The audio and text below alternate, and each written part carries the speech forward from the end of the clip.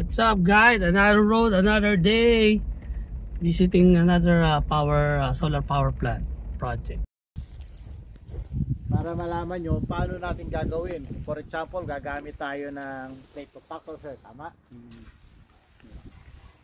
Kaya gusto ko pakita sa inyo. Kasi kung mapapansin nyo, di ba may mga kilalim? Meron kaming area doon na may malalim dito at ipapatrip din namin. Kaya gusto namin pakita sa inyo, may sa ilalim, may dito. Malay mo kung lahat ito palalagyan ko, paano siyang gagawin.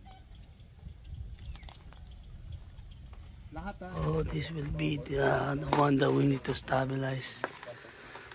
So 120, 3.3, mga 1.5 yung nakabaon. So 1.5. We need to stabilize this.